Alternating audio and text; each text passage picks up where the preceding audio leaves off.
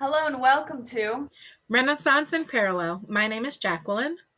and I'm Krista. Thank you for joining us.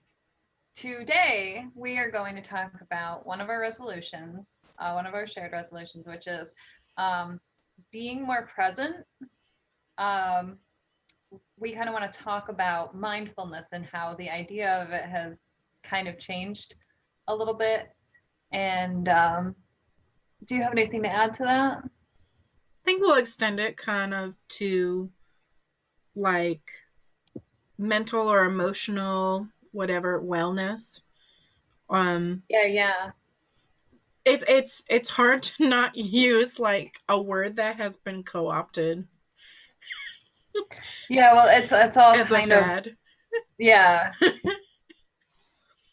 But Yeah, so mindfulness, not the adult coloring books version, or I don't know. or 5-minute yoga videos. Like, Yeah, but like a long-term effort to being more present, yeah, being uh, aware and controlling your emotions. it's pretty good. So we talked a lot about there's so many different topics like under the umbrella of like mindfulness and presence and everything. we could probably do like 10 of these videos. Mm-hmm. But I know that like one of the things that you were working on was to find enjoyment in everyday things. Sure. Like, for example, when doing the dishes, just doing the dishes and not mentally thinking about something else or having to turn on music or have a TV show on in the background because I dislike them. I dislike doing a whole sink full of dishes. See, that's funny because like when I do the dishes, I like turn on the news, I put my shoes on, and I turn the light on, and I take over like the whole kitchen area, and I'm just like, this is where I am right now. I'm gonna clean the kitchen, I'm gonna wash the dishes, I'm gonna like, and I do it all, and I kind of just that actually is my time to just zone out on something and like I'm not present at all. I'm not. I've tried to do that where I turn the music off and I sit there and I wash the dishes by hand. And it's nice. But it's like it's hard. It's hard because your ego really gets in the way. Mm-hmm. It really does. This voice always pops up like, "Oh, wouldn't it be easier if like only half of the sink was full?" Or Yeah. or like, there's so many other things I would rather be doing right now, or whatever. But over, well, I recently renovated our kitchen, and Yeah. I think like out of everything that has really changed my perception of anything I do in the kitchen, because I used to really dislike our kitchen because it was not efficient. The layout stunk. You were always like walking around a table to cross the room. Um, we had like But yeah, 'cause it was a like a peninsula. sink, There wasn't was, it? yeah, there was Yeah. like a peninsula that came out, and it completely, like, the living room is here and the kitchen is here, and then we have the wood stove in the middle, and the peninsula was like at the edge. It took up half of the room this way, and like visually and like energetically the flow was just like Well, awful that's kind because of of what that. our kitchen is like. We've got the dining room area, but then we've got one of those like big islands that comes out and comes around, and the kitchen's Mm, really separated from the dining room. And that's kind of like where, like I said, I like take over the kitchen. Like I take over that part. I'm like, I can't have the kids around when I'm doing this because I'm like so in the zone, and I don't notice when they like go under my feet and stuff, and I'm just not there. But that changed when we got a dishwasher. Before, like when I had to do everything by hand and I didn't have the dishwasher, it was different. And I was washing things like slowly, like I'd keep the water on low and I wasn't wasting as much water and I wasn't in so much of a hurry because I had to I had to do it manually. I didn't have any other choice. But now it's like dishwashers made it so easy. It's so easy, and it's hard to really push yourself past like, okay, this is easier, but is it what's best for me? Like, am I just kind of Mm, like wishing the time away when this is still a part, like, even if you're washing dishes, this is a part of your life that you're not going to get back. yeah. Yeah. Like it's really not good for you or me as a person to be doing something and like mentally dissociating from what's going on, or wor- not worse but equally as bad is to like be frustrated or have like negative energy while you're doing something, Yeah. because like that like implants on whatever you're doing, like that energy Yeah. sticks to the sink, it sticks to the plate, it sticks Well, it's like we to were talking everything. about that the guy with the water, right? Yes. You know, I could look up his name. yeah, the guy with the water. But like the especially like if you're cooking, like you're literally making something that people are going to put into their bodies, and if you think about like if you're doing that with like a negative energy, like how much of a disservice that's doing to your body when you eat that. Yeah. That was a really hardcore glitch for a minute. It was like kind of creepy. So it was just a lag. It wasn't Oh, like you sounded, it was like, while you were saying it. The water guy is goofy. Masaru Emoto, a Japanese like scientist who did studies on water by like speaking it to it nicely or harshly and writing labels on um, samples of water, like love and hate and beauty and stuff like that, and then looking at it under a microscope and seeing, and he found when he did that the water crystals would change shape and make beautiful patterns when there was something positive, and make really like chaotic disjointed looking Yeah, well, there images was with negative the ones. difference is like the perfect symmetry versus like chaos. Like the balance was missing, and Mm-hmm. it physically changed it. So going back to my kitchen, because I don't think I finished that thought. The renovation has made the energy of the room completely different. There's like we have an island in the middle and we still have a table towards the back, and you can walk all the way around the island, and it's just like there's more space and it's much prettier, and it feels like our house as opposed to what was there before that didn't really work for us. And it wasn't, I don't want to say it wasn't pretty, but like it served us for a time, but it didn't feel like ours, and it felt very like closed off. Yeah, And it looks a lot more open now. Like you can breathe, you know? and Kyle, even my husband, in case for people who don't know, if you watch this, um, he like he's been telling me for the first time he's he's like, I love our kitchen. And yesterday he came home excited to see it. Like, And and that's cute. he told me he woke up this morning looking forward to going to the kitchen. And it's really it's just it's like it's so cute. But I feel the same way. Like I when I go in the room and I'm sitting on the couch, and like if watching TV or doing anything, I'll just like look over and be like, so beautiful. And we did that, and it's not even done, but like now when I go and do the dishes, it's the room is also like much more cleaner looking than it ever was before, and less cluttered, even though we do have a lot more things on display. um but it's displayed purposefully now.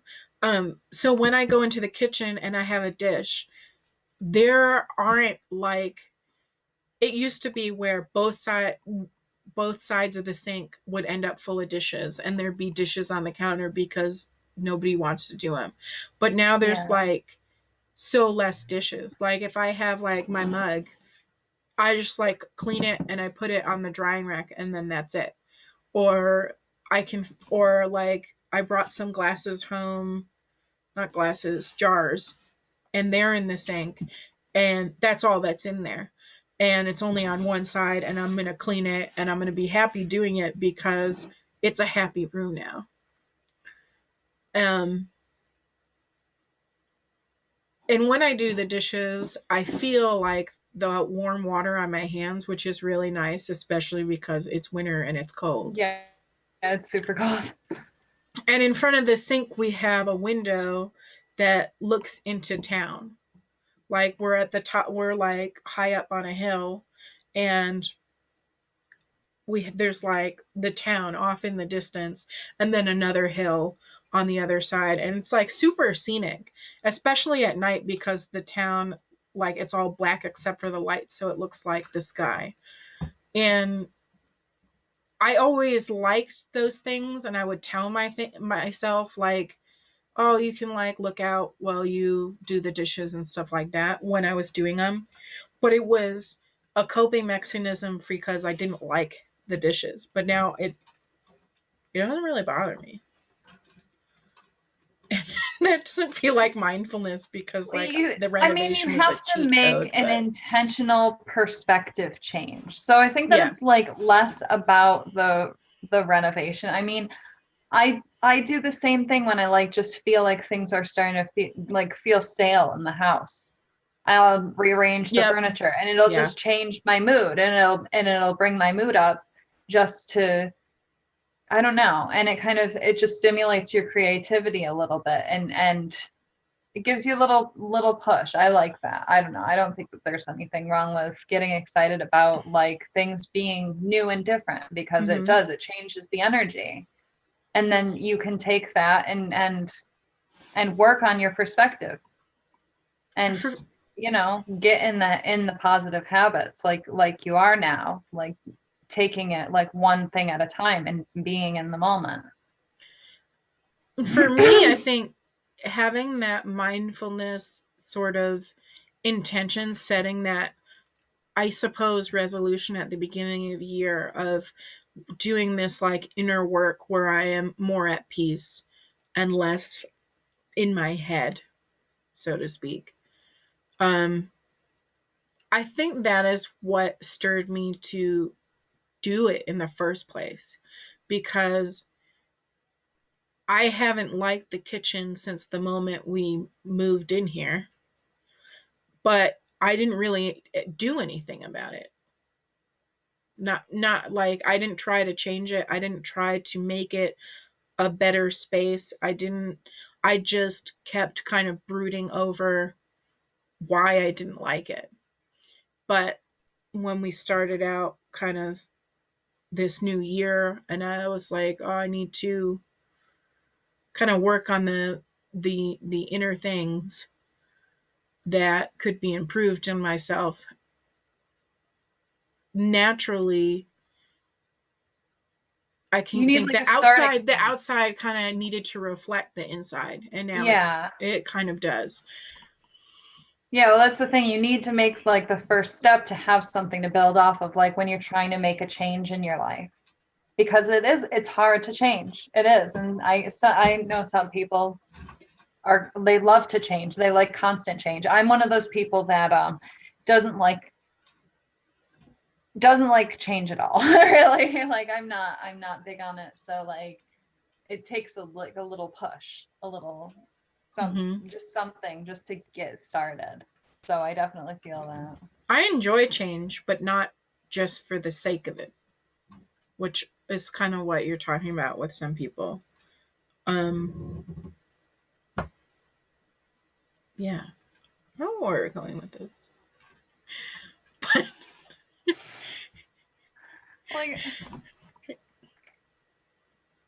so the yeah. hard part of the just like the idea of being present is that there's no like end goal. There's no point Mm-hmm. where you're successful. There's really just constantly just being aware of where like checking in with yourself kind of. and where it's really easy to just be gone for like hours and just not check in with yourself. And that's how your emotions can get carried away. Like they just completely go off without you because you haven't checked in with them. You haven't checked in with yourself. And when you take away all of the other distractions, like whether you meditate or not, like whether you I don't know, everybody has like their habits. Even if you can sit down with your coffee in the morning and not touch your phone, or just be for a little bit, and a little, like have those practices where you just stop and like check in with yourself as much as you can, and getting to the point where you don't have to stop at the world around you to check in with yourself. But there's like nobody wins at it. There's no like medal, like you are now successful, you are now like present, because the second you start focusing on that, you're out of the moment again. Like there's just being. That's it. That's the best you can do, is just be, and just be, and just be the best you that you can be, and like focus on who, like that stuff in there. Not the organ stuff, but like the soul stuff. I don't know. That's I feel like you could equate like mindfulness to like walking. And like in your life there's a lot of times where people are walking in the wrong direction. And then there's other times where people are walking towards something. And mindfulness is just basically walking for the sake of walking. Like it's not because you have a goal in mind, or it's not because you are falling behind. You are just walking and you're enjoying it. Or you're just walking and that's it, period. That's not how I feel like the world today approaches it. I feel like there's always a fad or a trend to follow when it comes to your own wellness. And that's the yeah. trap people fall into all the time. Well, that's the thing, is we were looking up like the definitions for mindfulness, and it kept saying things like, a tool. It's a tool. That was the worst one, was the tool. And That's all the of them worst. said like without judgment, like awareness without judgment. And I felt like once they put that in there, like without judgment, like we were talking about this before, it's like it almost implies that the default is to make judgment, where it's I feel like it should be more about resetting the default back to factory settings, back to blank. And you The shouldn't world have is to. different in those moments. Like judgment or thought while you're observing something means that you're not observing, that you're not aware. Because instead of being in the moment, you are with the thought. And so instead of being in reality, you're actually in your imagination. And you can't see the world around you for what it is when you're thinking. And Time goes it's so much crazy. faster. Time just goes so fast when your mind gets busy. It Mm-hmm. really does. And then the whole idea, like life is short, like life is not short, but we spend a lot of it like just in a hurry to get to the next thing, already thinking about the next thing, thinking about the past, thinking about the future, and focusing on anything but what you're doing in that moment.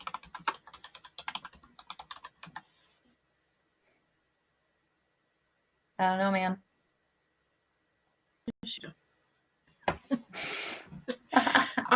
It makes me think of how I've had like a moment, I don't know, or a series of moments in my life where I did reach that point of true mindfulness or consciousness expansion where I was able to walk through life without a thought in my head, without making a judgment or making word like observations made from like words in my head while I walk through things. And it But was that's like like the tricky part is like the second amazing. you realize that, you're like, it's over. Yep. And it's easy to just give up and not just be like, ignore that intrusion and then go back to where you were. Well, that happened and eventually I fell out of it, but it was like I don't know how much time it was actually, because you don't think about time. You Yeah. don't even necessarily experience time in those moments. But I found myself at that moment where I was about to make a judgment. And this feeling inside of me, not a thought, just reminded me to take a breath. Like I probably forgot to breathe. I just do that sometimes, I forget to breathe. Yeah, I do that And too. so I didn't make a thought, and instead I breathed, and I was able to I was able to continue on like with the like being aware, having that awareness without having judgment. And it reminded me, not reminded me because it wasn't at the time. Now it like makes me think about something from the Bible where it says that heaven is within your grasp. And our word for perception comes from the root to grasp. And I don't think that it's talking about you can reach out and touch heaven. Glitched again. It's more of like that moment was like heaven on earth because there was no negative anything within my perception because I wasn't making any judgments on it to make it negative. So I feel like mindfulness, true mindfulness is when heaven is within your grasp. It's like, and it's right there. It's like right there all the time. Just, but I can't like pick it up like a spoon. Well, it's kind of crazy how like incredible the human mind is. The one thing that you really can't seem to get it to do is to shut up. Like all of these incredible things are possible, but just silencing your thoughts completely is Yeah, that just, monkey brain. it's so funny. It's wild. It's like it doesn't want to let you stop. It's like it's kind Your of ego like it's realizes that crazy. it's dying. It's like suffocating and it's like, no, I need to survive. And it's like, I'm still here. And you're like, no, shut up. Go away. Like go back And to where in you the came act from. of like telling it to shut up, you're like making it worse. Yeah. It's You're like, yeah, like you fed me. engaging the troll. Like Yeah. um uh, and the yeah, and like the fads don't make it help. Like when I was at this conference and there was like a mindfulness breakout session, which is really like a workshop, which is like anti-mindfulness to begin with. And they had us watch this video, and then we had to do this like little meditation thing where we would choose one word, and when our mind began to wander, we would recite the word in our mind to try to bring us back to what we're doing, which is like uh the opposite of not having words in your head. But anyway, I mean, it did help in some way because you would have less words in your head, but they're still That's there. probably like a good start for people It who have is. never tried to meditate before and don't know how to, they just have no idea how to clear their It's mind. it's essentially the same thing as like Om. Like it helps people center Yeah. on just one thing rather than 1,000 things. And you choose the word. So you would pick one that keeps you grounded, that brings you back to start, I guess. But in the discussion, like before we did the practice, there was a woman who had started doing it years ago and used that as a tool to like bring her to like a better place of meditation.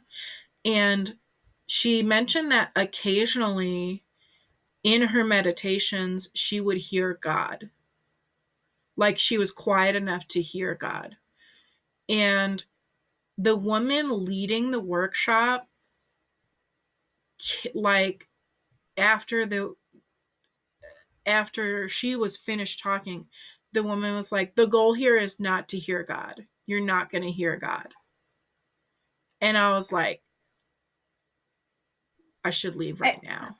I mean, if you go into it with the expectation, you're limiting yourself. Right, but she didn't say it like that. She made it sound like you would never hear God meditating. Yeah. And I was like, This is not the place for me. She just verbally bitch slapped the lady who was sharing something super personal. Yeah, I was like, that's harsh.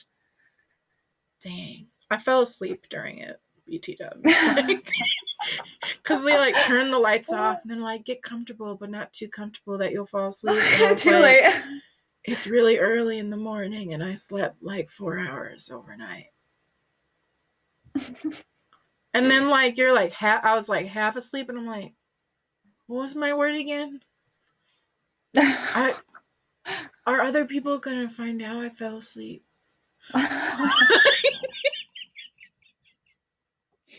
But it was like one of those things that, and I went into that situation, I think, more of like in the fad mentality, but mostly I was just curious about it. And my minister had also gone there, but then the room like filled up a bunch and she left. And like there were so many red flags. I should have left earlier, but like it was one of those moments where I was like in the middle of the back of the room and I was like, how do I leave? Back out slowly. I was like imprisoned emotionally into the room because I would have to like walk past everyone, and I was had like next to the speaker, and it was so bad. One of the last times that I went to church, I was sitting there, and the pastor said something, and it was like all of the previous things that have bothered me, like I hadn't realized them until that moment. And then they all like kind of like trickled into my head and like, and my brain like made the connection and it was like, you need to go right now. And I'm like, stop it. But like, I'm not going to walk out in like in the middle. I'm like, that's so rude. Like, but I got that like feeling where like, this is not right for me. I need to go now. But like, what do? You can't just, you just stick through it. Oh man. I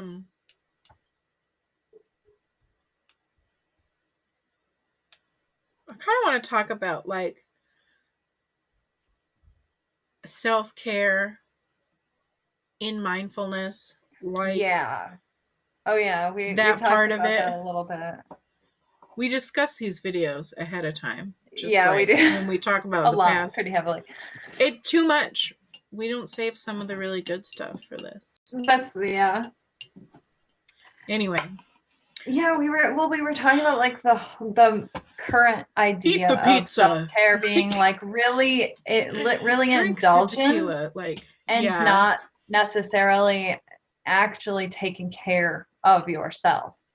Where like the focus should be more on like optimizing like you and your abilities and just like being the best version of yourself, doing things that might be hard but make you better. Like you're not gonna get stronger if you know, And that doesn't mean that you should be like constantly working, not by any means, but that like self-care isn't just like bath bombs and like kombucha and like I like kombucha. cozy sweaters. Like, yeah, no, like obviously There's the I other thing, I love think it's being called like cozy, but June, and it's like kombucha's cousin, and it's made with honey, and it's like oh, that sounds nice. great.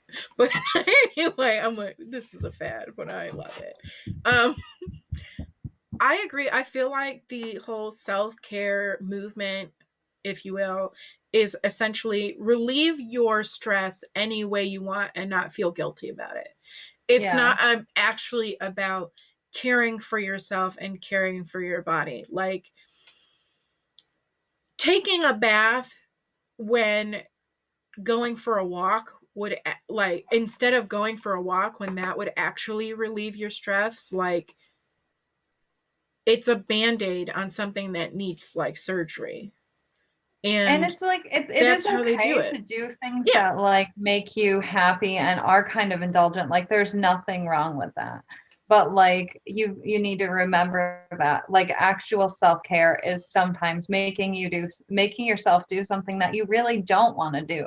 Like I don't know, like showering and getting dressed in the morning when you aren't leaving the house and you're like, oh, I could just sit around in my pajamas, but like how much are you going to get done? Like, what is your mental state when you don't even bother to, and I'm not talking crap about anyone because I'm totally guilty of this, Oh, but me too. like if I sit around in my pajamas all day long, like I'm not gonna get Be much done. productive. Like And like it's that's what and I was it's saying. Like I put my shoes on when I'm gonna clean the house because it's like it's a mental shift.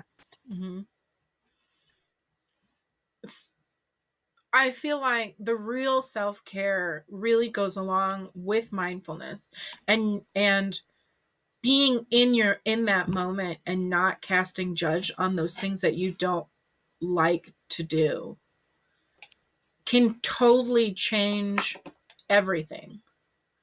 Like instead of, you know, binging 3 episodes on Netflix, you do the dishes because you know they need to be done, and after they're done you're going to feel way relieved, and then you can go do something fun or whatever.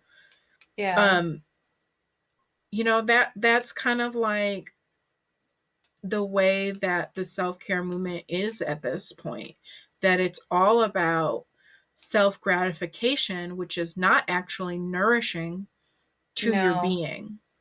It no. And is that's another part, escapism.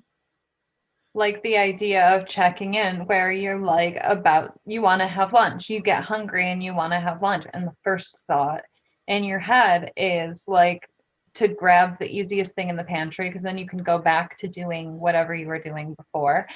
But the if you check in with yourself and you actually like ask yourself what would be best for me, you might make something healthier. You know, you might take a little bit more time and do what is for you instead of like what feels better short term. And that's what I don't like about the self-care movement is that it's all very like short term, short-sighted, and it's not Mm-hmm. healing because I think a lot of people that are drawn to that idea of self-care are drawn to it because there's something that they feel is like missing, and Mm. it like a need that isn't being met. But when you do what is emotionally feels good at the time, but you're not meeting the need that your mind is telling you, or your heart, or whatever you want to call it, is telling you need to take care of, like it's like a band-aid. Mm-hmm. It's not a long-term solution, and the pain is going to keep coming up and the struggle is going to keep getting worse. Yeah, the self-care movement is like, it's all about distraction, not actually addressing what is going on inside you and what your real needs. It's And like the sometimes your real need is to like take a bubble bath with some candles burning and a oh yeah, glass of that's mine a wine. lot. Like Like when I get a totally. migraine. Yeah, like sometimes that's what you need to do. But if that's like if that's your go-to and you don't like ask yourself like what do I really need right now? You miss out on getting to know yourself, really.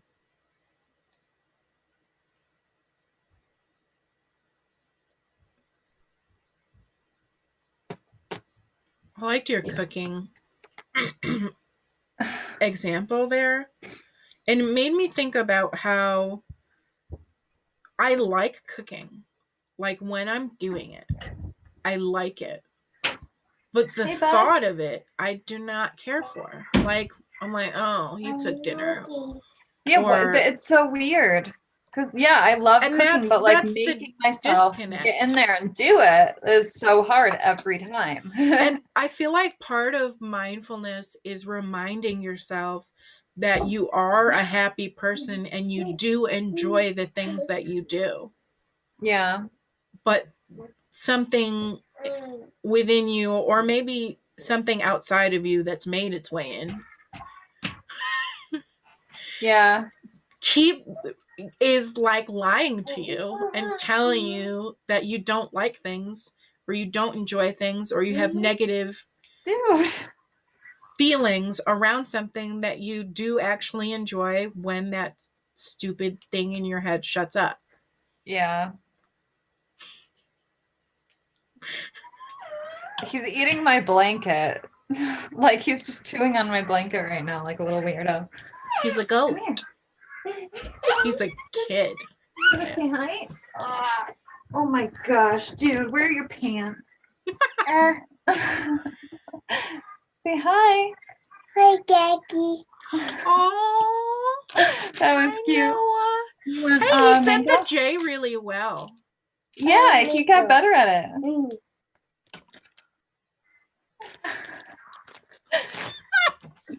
Good. See, this is self-care right now. He's like, I really needed this mango. Oh my gosh, it's so yummy. I know. I usually don't get it because it's literally $12.50 a pound. Oh goodness. So expensive. But it's worth it because I'm not gonna dehydrate my own mango. Thank you. Why you eat Mango. that? Why you eat mango, Mama? Because it's yummy. It's sweet and chewy.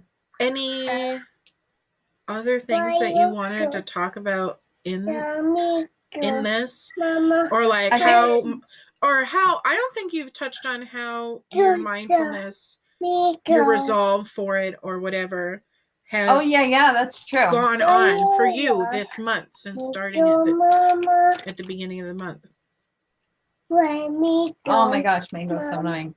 Tastes so good, but it's so annoying. Is it annoying? Oh. Or are you just... It's really annoying. Yeah, it's stuck in my teeth. Or maybe it feels good to pick your teeth, but you're not like thinking about it. Like, because you're thinking about it. No, it's like sticky. It's I sticky know. on my teeth. It's making me so mad. That's why But I could it never tastes so eat good, Jolly so I Ranchers. keep eating it, and then I'm like, again. Oh my gosh. Do. Anyway. Yeah, I don't really know how it's going. Is that weird? Like No. I'm trying. I know. I'm Mama, trying to focus on the present. That's No. No one knows how it's going. Oh no.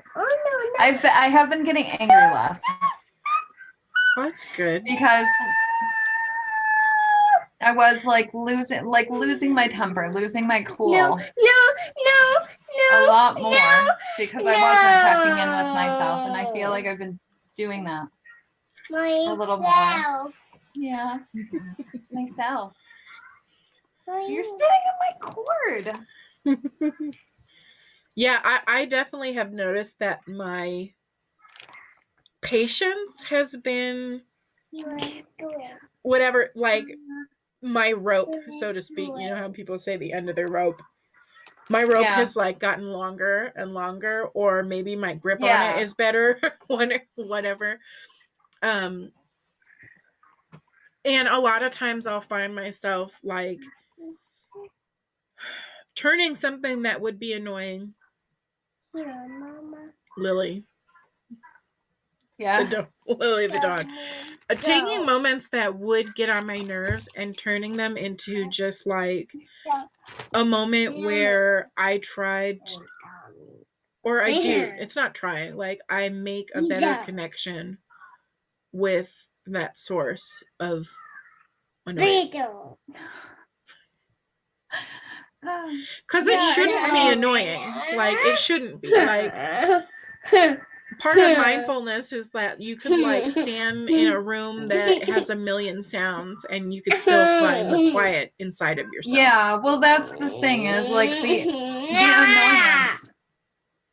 I feel like a lot of the time comes from being pulled out of one thing and put into another thing, like having your focus taken away against your will, where like if you're being present, it's almost like the same intrusions happen, they just don't they don't get an emotional reaction from you. Yes, yeah. And they don't like suck the energy away. You're just like, yeah, okay. But it's like if you're not trying to be present at all, then any kind of interruption is going to be like you drop the book and you lose the page that you're on completely, as opposed to like if you are being present and you're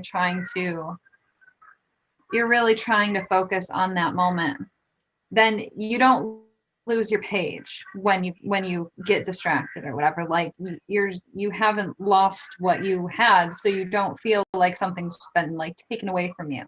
Mm-hmm. That's how I feel, where like that, and that's where I feel like the patience is a little bit better, because I'm just trying to be more there. I don't know. I feel like a lot of our lives is just like about intention. Do you have any like measurable things in this field that you are gonna do? Like, I don't know. Like I feel like I don't really have like a tangible goal. Yeah, because that kind of defeats the purpose. But I used to do vows of silence occasionally, and I feel like I should do it. I know again. We talked about the morning pages, and I feel like that is something in this kind of idea that I could definitely do on a regular basis that would help me to at least like empty my head a little bit, so I can let go of some of the things that might be distracting me, even if I don't like realize that they're there. And for those who don't know, the morning pages are it's the first homework in the book, The Artist's Way, which was supposed to be like kind of a self-led 12-week course in unlocking your creativity and such. And the morning pages is when essentially every day you wake up and then you write 3 pages, just free thought, doesn't matter what it is, and you never read it again. And I did that for like a month a while ago. I don't know if that really, I don't feel like that really changed anything for me. It may have, but not every thing works for everybody. But I know when I do like the vows of silence, when I have done those in the past, like not speaking aloud makes the speech in my head smaller. And I would extend it to like, I'm not allowed to like type things. Like I wouldn't go on the computer. Things like that. Well, that's kind of the idea, is like you're writing, and it's like the I think it's Picasso quote, like when inspiration comes, I hope it finds me working. Or like when you do the morning pages every day, which I know I'm never going to do anything every day. The only thing I do every day is eat. Breathe, sleep. Yeah, Go eat, potty. breathe, sleep. Okay, that's fair. Drink coffee. But you know, those things that you can't not do in a physical form. Yeah. Okay, I got it. I used a double negative, which wasn't great, but whatever.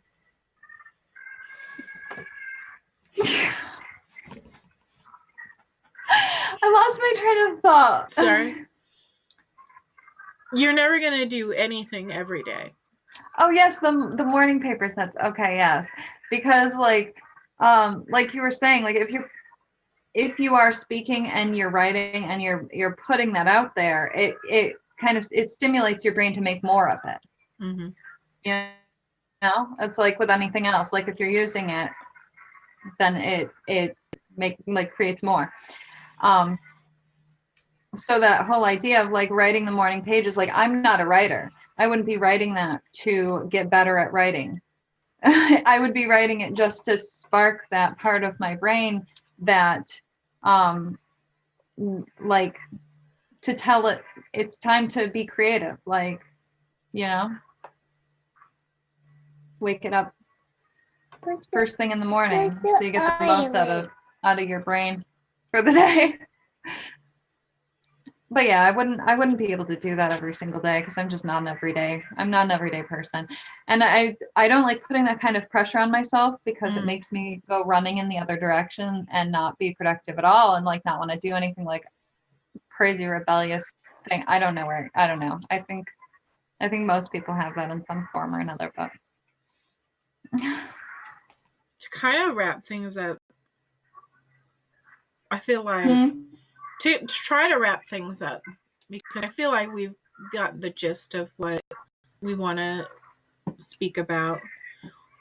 If I had a recommendation for people in their mindfulness journey, it's to stop looking outside yourself for something to make you better. That, like, it's kind of cliche, but it all just like start within yourself. Like, there's nothing out in the world that doesn't already exist inside that's good anyway, or that is peaceful. So let your journey start from inside you instead of looking towards a method or activity that is going to change your way of thinking. That being said, there are a few really awesome authors on the top, like not just authors but speakers. Like you introduced me to Krishnamurti. Yeah, Jay Krishnamurti. Yeah, who is fantastic. And he does a lot of has a lot of lectures on meditation and mindfulness and helps people understand it in a different way than how the Western world does. That was almost like his whole goal in doing the lectures in his life. And there's an author, I'm most certainly going to say his name wrong, but like Thich Nhat Hanh or TH, I don't know. I think he goes by Thay. We can maybe put it in the yeah, we can find some videos and put it in the comments. I have one that from Krishnamurti, which is called The Art of Meditation, and it's just like 12 minutes long. So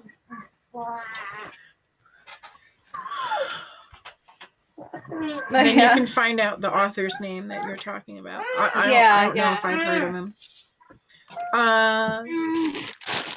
Yeah. So if you enjoyed this video, I'm glad. Also, it would be cool if you like, comment, subscribe, notification bell. I don't know. I don't know. Is that all the things? There's so many things. There's so many things. Do all the things. Yeah. Anyway, thank you for watching. Please join us next Friday at 3 p.m. Eastern. And 12 p.m. Pacific for the next Renaissance in Parallel. Yeah. Bye. Bye.